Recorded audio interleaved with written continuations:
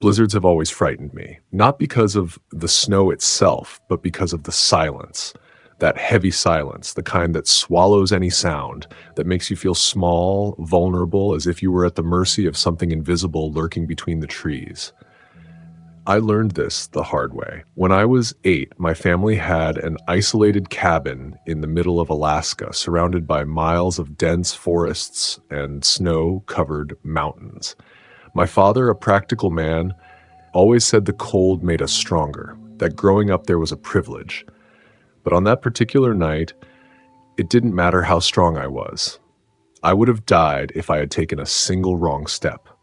Winter was at its peak, and a blizzard was sweeping through the area. The wind howled against the windows, and the trees bent under the weight of the snow. My older brother, Josh, 11 years old, and I didn't care. Kids are like that, reckless. We were eager to go outside and play in the snow, challenging the cold that burned our faces. Our favorite game was a kind of capture the flag, but with a big snowball we needed to steal from each other's fort. The terrain around the cabin was vast, filled with clearings and trails that wound through the forest. One of the few neighbors, a huge, almost always empty house, was about 300 meters from ours. The owner, an old man who spent most of his time in Anchorage, never minded if we played around there. Josh chose to make his fortress near that house. The plan was simple. He would run there, set up, and when he was ready, he would blow his whistle to signal the start of the game. I would wait at my fort, near the cabin, and then set off to attack him. But the whistle never came. 5 minutes. 10 minutes. 15. The snow was falling heavily, piling up on my shoulders. The wind made an almost human sound, a distant moan. I looked at the forest, a white and dark maze, and imagined Josh struggling in the midst of the trees, lost, maybe fallen into a hole hidden by the snow. Something was wrong. I decided to look for him. Going through the woods was out of the question. The darkness and the unknown were much worse than the snow-covered road. I followed the trail, trying to ignore the uncomfortable feeling that something was watching my every step. The cold seemed sharper than before, and my breath came out in short white clouds. As I got closer to the neighbor's house, I saw Josh's footprints in the snow. They led there, but something immediately bothered me. Next to his prints, there was another set of marks, larger footprints. Someone had been with him. I quickened my pace, my heart hammering. When I got closer, my eyes swept the area. Josh's fort was there, poorly built and abandoned. No sign of him. That's when I heard the voice. "Are you looking for your brother?"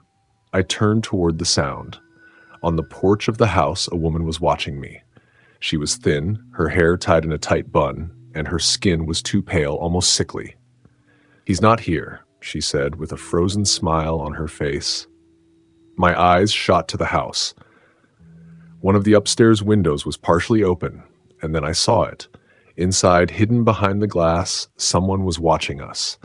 Only half a face was visible, a black beanie covering the head and the lower half of the face hidden under the windowsill. But the eyes were there, staring at me. That's when I noticed the footprints in the snow. They went to the house, but something was off. There were 2 trails of footprints, but one of them made its way back. Someone had entered and then left. But Josh wasn't there.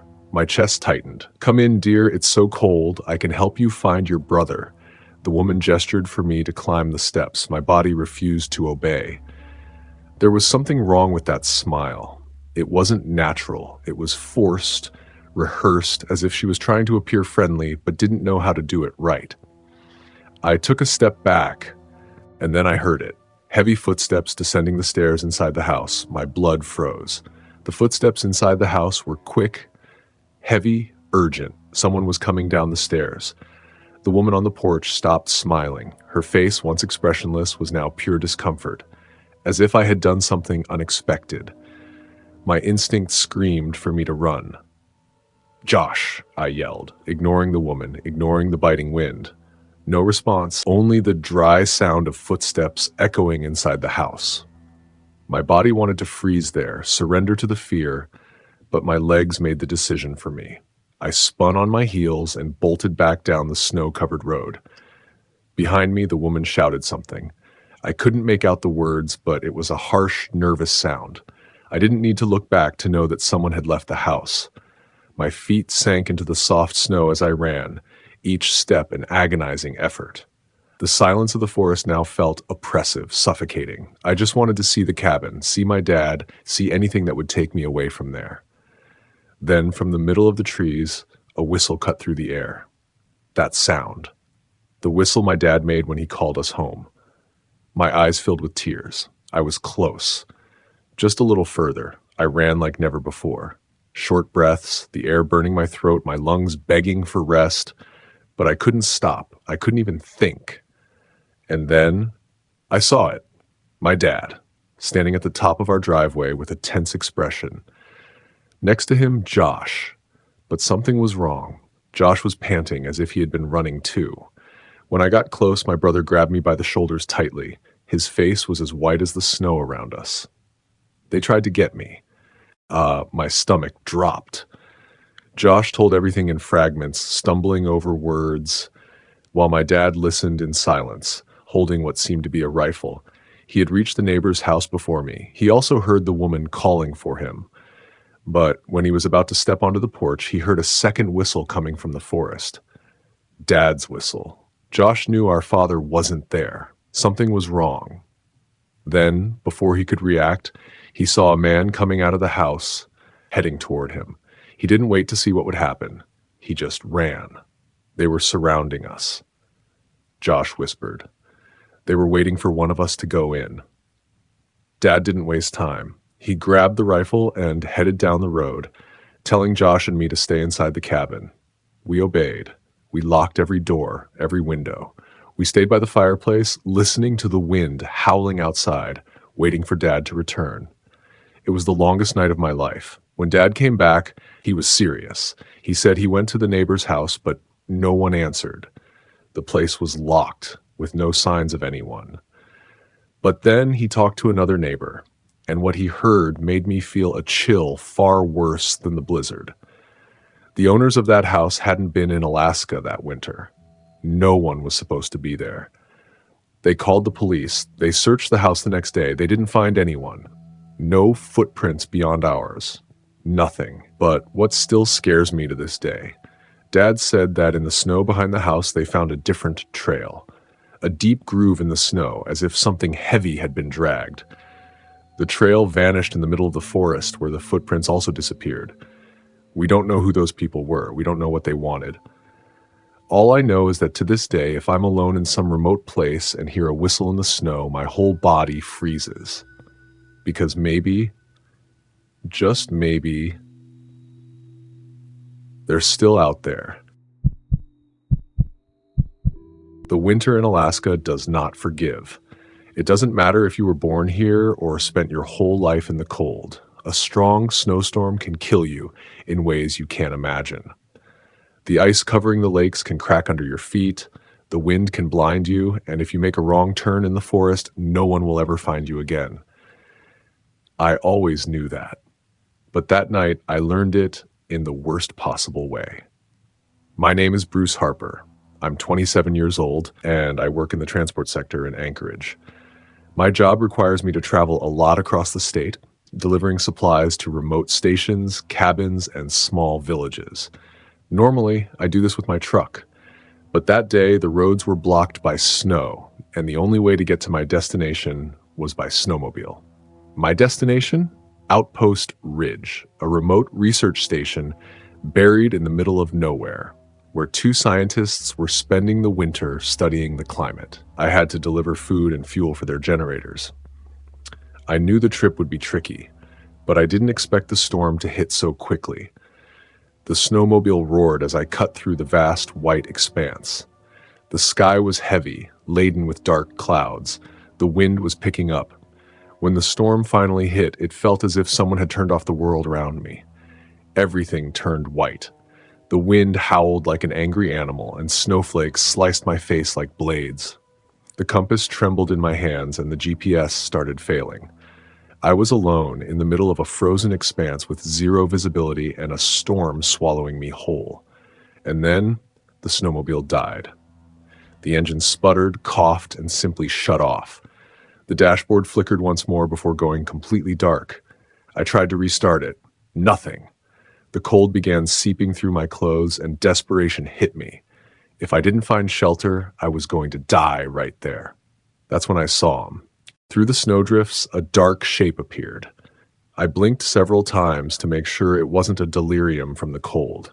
But no, it was real. A cabin. In the middle of nowhere. It looked old, worn by time, but at that moment, it was my only chance to avoid freezing to death. I waded through the snow, sinking up to my knees, the wind pushing me back with every step. My fingers were numb when I finally reached the porch. The cabin door was ajar. Was someone inside? I thought about shouting, but my voice died in my throat. My instincts told me something was wrong. But the cold was killing me. Breathing shallow and my body trembling, I pushed the door open and stepped inside. The first thing I noticed was the smell. It wasn't mold. It wasn't old wood. It was a thick, metallic scent. Blood. My eyes scanned the room. The cabin was small, with a wooden table in the center, a dead wood stove, and a nearly empty pantry shelf. In the corner, a dirty mattress lay on the floor. And next to it, there were footprints. Fresh footprints in the snow that had gathered inside the cabin. Footprints that came from inside and went to the door, but didn't come back. Someone had left, and they were still out there. My eyes were drawn to a dark corner of the cabin. That's when I saw it. There was a large black suitcase stained with dried blood, and next to it, a broken radio, its wire cut as if someone had made sure it would never work again. My heart pounded in my chest. I wasn't alone, and whoever had been in that cabin before me, they might still be nearby. The smell of blood seemed to cling to my skin. The air inside the cabin was thick, oppressive, as if something terrible had happened there and was still lingering in the walls. I approached the suitcase. The black leather was torn in spots and the side was hardened by dried blood.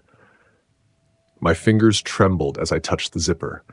Something inside of me screamed not to open it, but I opened it. The zipper slid slowly, squealing in the cabin's silence. My stomach churned even before I saw what was inside. Skin, fingers, teeth. Whatever it wasn't an animal. A disgusted grunt escaped my throat as I stepped back, nearly stumbling. My lungs felt too small to pull in the air. That's when I heard it. The sound of footsteps in the snow. Outside. My eyes shot to the door, still ajar, gently tapping with the wind. Someone was outside. And it wasn't the wind. My mind was spinning. Who? What did this suitcase mean?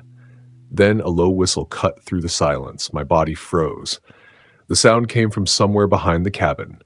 A short whistle, almost like a test, as if the person outside wanted to see if I would react. I crouched slowly, silently. My hands were sweaty inside the gloves. Whoever was out there wasn't lost. They were hunting me. The footsteps started circling the cabin. Slow, controlled. They knew I was inside, and they were enjoying this. I had to get out of there. Now. My eyes darted around the room. There was a small window covered by a filthy curtain, too small for me to crawl through. The only exit was the door. I grabbed a kitchen knife left, abandoned in the sink. It wasn't big or sharp enough, but it was better than nothing. And then the footsteps stopped, right at the entrance. Silence. My chest rose and fell rapidly, my heart pounding in my ears. I saw the shadow through the crack in the door. Then the doorknob began to turn. Slow, deliberate. A sound of cold metal scraping. The air was trapped in my lungs. I gripped the knife so hard my fingers ached. That's when the door opened fully, and I saw the man standing there. He wore a thick coat with a wolf pelt on the hood, and his face was almost entirely covered by a black mask made of heavy fabric. Only his eyes were visible. Cold, calculating, no hurry. In his left hand he held a small worn axe, but sharp. In his right, a second radio, identical to the broken one on the floor. My eyes darted from the radio to him, my brain connecting the pieces too quickly. The radio on the ground didn't break on its own. Someone cut the wire. Someone deliberately isolated this cabin, and that someone was standing in front of me now. The man took a step inside. He closed the door behind him. My body exploded with adrenaline. If I stayed there, I would die. I attacked first. I threw the knife with everything I had, aiming for his face, but he was already expecting it. The blade hit his shoulder and fell to the ground. I ran. I barreled past him, slamming my shoulder into his chest and throwing all my weight into the impact. The shock threw him off balance but didn't knock him down. I heard the axe swish past my head as he swung his arm to strike me. The air split with the blow. For a moment, I felt death right there, but the axe missed by inches. I shot through the door, my lungs burning. The snow swallowed me up to my knees. Each step felt like a nightmare, but I kept running. Behind me, he calmly stepped out of the cabin as if there was no rush, because he knew there was nowhere for me to run. My eyes scanned the storm. My snowmobile, it was there, a dark shape against the endless white. If I could just reach it. I glanced over my shoulder. The man was no longer there. My stomach dropped. Where was he? That's when I saw his trail of footprints disappearing along the side of the cabin. He wasn't following me. He was cutting through. My eyes scanned the forest ahead, and then I saw the dark shape between the trees. My heart almost exploded in my chest. He was waiting for me to get close to the snowmobile. He knew I would try, and if I went there, he would catch me. Think. I took a deep breath, still tasting the terror in my mouth. And then I did the only thing I could do. I ran in the opposite direction. I ran into the forest, and I prayed that whatever was inside was less deadly than what was chasing me. The forest swallowed me in its darkness. The branches of the trees, heavy with snow, blocked most of the light, leaving only dancing shadows around me. Every step was a struggle against the deep snow and uneven ground. My lungs burned, and the biting cold seemed to penetrate to my bones. But I couldn't stop. The sound of the hunter's footsteps echoed in my mind, even though I couldn't hear them anymore. He was out there somewhere, hunting me like an unstoppable predator. I knew he wouldn't stop until he found me. The adrenaline pushed me forward, but I knew I couldn't keep going like this for long. I needed a plan, an escape. The snowmobile was out of the question. He was waiting for me there. My only chance was to find some other shelter or some kind of help. Then I saw a weak light ahead. A desperate hope surged in my chest. Could it be another cabin? Maybe someone who could help me? I quickened my pace, ignoring the pain in my legs and the cold that numbed my fingers. The light grew stronger as I got closer. It was a small wooden cabin, smoke rising from the chimney. Someone was inside. I banged on the door desperately. "Please, help me!" I shouted, my voice hoarse from exhaustion and fear. The door opened slowly, revealing an elderly man with a surprised expression on his face. He looked at me, then at the forest behind me, and quickly pulled me inside. "Come in, quickly," he said, slamming the door behind us. The warmth from the fire in the hearth enveloped me, and for a moment I felt a deep sense of relief. But I knew I wasn't safe yet. "Someone's chasing me," I said, panting. "He's armed and he's dangerous." The old man nodded, his face serious. "I know who he is. He's done this before. You're not the first." My heart sank. What can we do? He led me to a window and pointed outside. "We have a chance. There's an old hunting shack not far from here. It's hard to find, but if we can get there, we can hide until dawn." I knew it was risky, but we had no other choice. "Let's go," I said, determined. The old man grabbed a shotgun from a cupboard and handed me a lantern. "Stay close and don't make any noise." We left the cabin, moving silently through the forest. The old man knew the way, and I followed closely, trying not to leave any tracks in the snow. The hunting shack appeared ahead, a small, sturdy structure, almost invisible between the trees. We entered quickly, and the old man locked the door behind us. "We're safe for now," he said, lighting a small oil lamp, "but we need to stay quiet and vigilant." We spent the night in silence, listening to every sound outside. The hunter didn't appear, but we knew he was still out there, waiting. When dawn finally broke, the old man led me to an old radio in the corner of the shack. "Let's call for help," he said, turning on the device. With a trembling voice, I described our situation and called for assistance. The response came quickly and clearly. "Help is on the way. Hang in there." Hours later, the sound of a helicopter echoed through the forest. The rescue had arrived. As we climbed aboard, I looked back one last time. The hunter had vanished, but I knew he was still out there somewhere, and one day he would return. But for now, we were safe, and that was all that mattered. Alaska has a deceptive beauty. During the day, the snow-covered mountains look like postcard landscapes. But when night falls, that place transforms. The vast whiteness becomes a soulless desert. The cold seeps into your bones, and the silence is so deep it feels like something is waiting, watching. I should have noticed the signs. It was the last day of our skiing trip, and we wanted something memorable to wrap it up. Me, Nathan, Ryan, and Derek grew up together and always sought the limit. Speed, adrenaline, anything that made us feel alive. We had spent the day exploring the most dangerous slopes, defying the biting cold and laughing through the pain in our exhausted muscles. We were at the base of one of the last mountains when we saw them. Two girls, too pretty to be alone out there. One blonde, the other brunette. Thick jackets, but no helmets or ski goggles. Their faces were uncovered, and there was something hypnotizing about them. They came straight to us. "You guys look like you're having fun," said the blonde with an inviting smile. Ryan, the most confident of the group, responded first. The guy never missed a chance to flirt.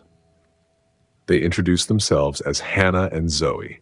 They said they were bored, that the ski resort was full of boring tourists, and that they wanted something more exciting. That's when they mentioned a secret trail. "It's called Devil's Run." Zoe, the brunette, smiled sideways. "A closed trail, off the map, but it's worth it."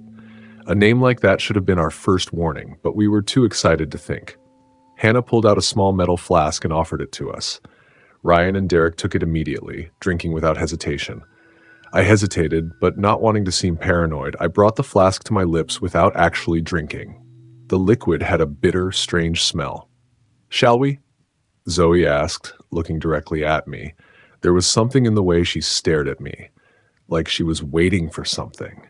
I should have said no, but we kept going. The girls led us down a different trail where no one else seemed to be skiing. As we advanced, the silence grew. No sound of skiers, no noise from the snow machines, only the wind and the muffled sound of our skis cutting through untouched snow. My chest began to tighten. Something wasn't right. Zoe stopped first. "Take off your skis.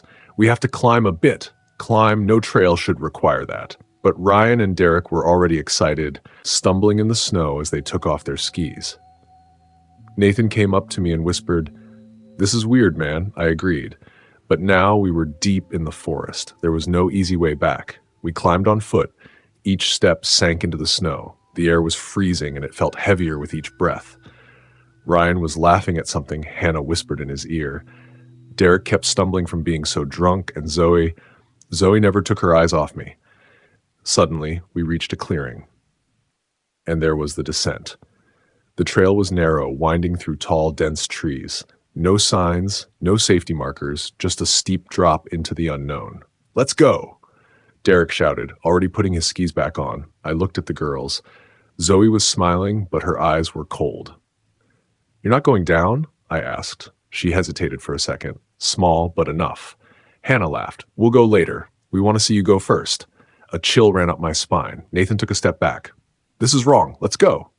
That's when Ryan collapsed into the snow. Ryan dropped like a rag doll.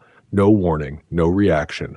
The dull thud of his body sinking into the snow hit me like a punch to the stomach. "Ryan!" Derek knelt beside him, shaking his shoulder.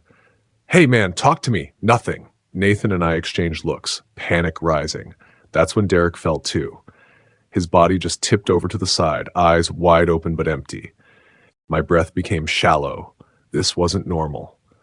Nathan turned to the girls, his face pale. "What the hell did you give them?" Zoe didn't smile this time. Her eyes gleamed with something cold, calculating. "You should have drunk it all." The silence of the forest became deafening. My heart began to race. It was a trap.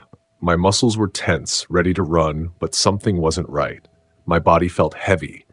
The cold, which had been bearable before, now consumed me, as if it was seeping into my bones. Nathan began to tilt to the side. His knees buckled. He tried to say something, but his mouth moved without sound. And then he fell. I was the last. I wanted to run, but my legs wouldn't respond. The world around me wavered, as if I were drowning in a sea of ice. My heart hammered against my ribs, my vision blurred. Hannah and Zoe moved slowly, calmly, as if they'd done this before. They were waiting for me to fall too. But I didn't fall. The bitter liquid, I never really drank it. I blinked several times, forcing my body to react. My stomach churned, my head spun, but I was awake. And they noticed. Zoe squinted, realizing what had happened. She whispered something to Hannah, and then, without hesitation, turned and began to run. They didn't try to take me down. They didn't try to hold me. They ran. My mind screamed one thing. If they're running, something much worse is coming. That's when I heard the sound of footsteps in the snow. I turned and saw the shadows emerging from the forest. 3 men, heavy coats, black masks covering half of their faces. My lungs locked up. They had been waiting there the whole time.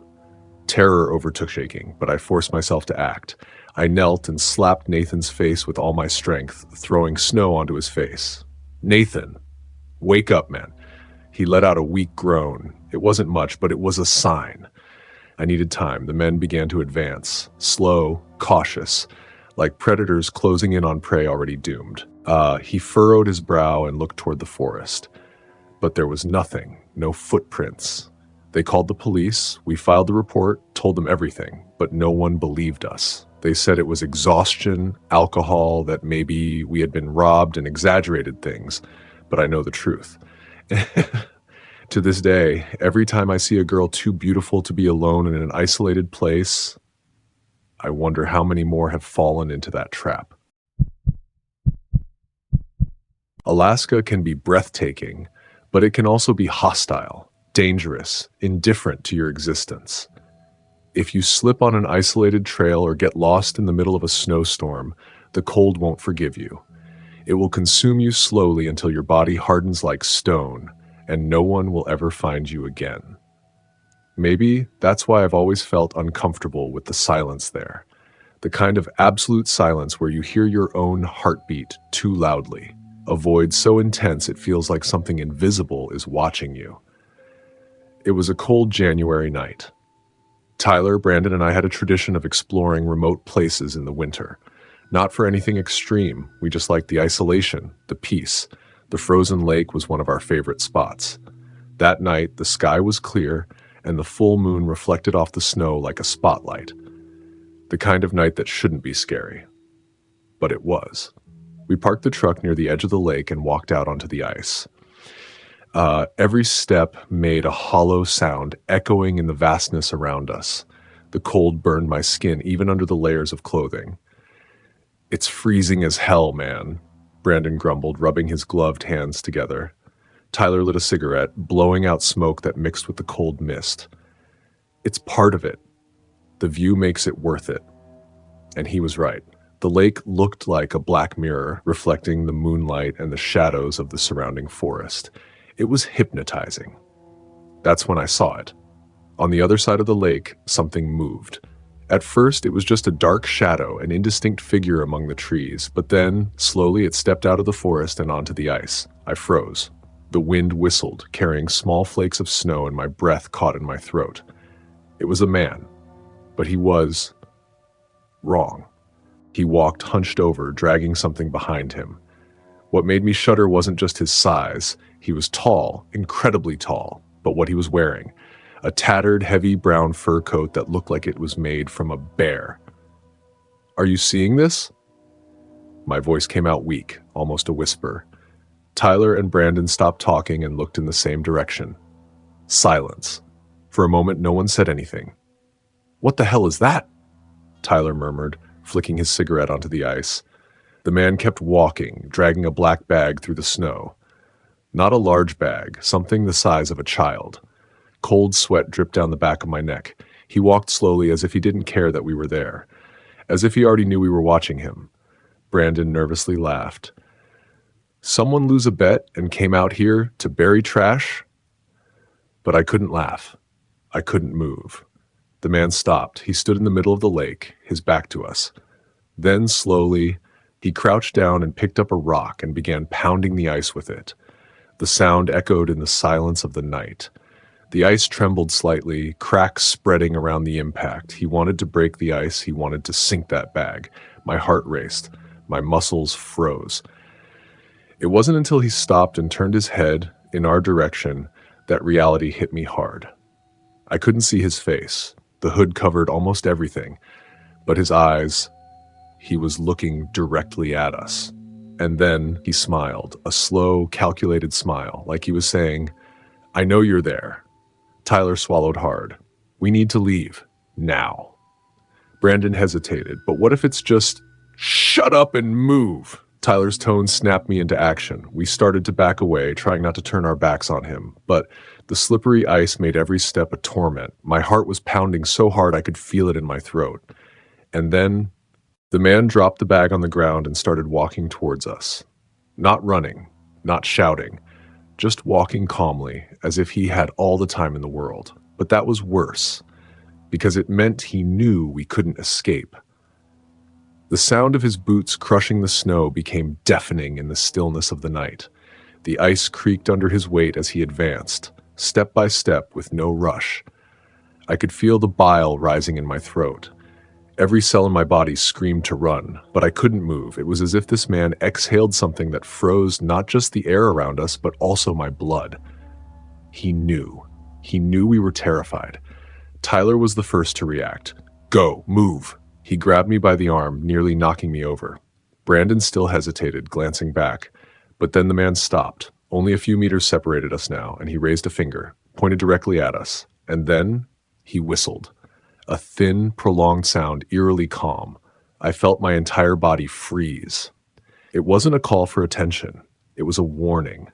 That was enough to make Brandon finally react. We ran. We ran as if the very gates of hell were behind us. Our feet slipped on the ice, but it didn't matter. We needed to get out of there.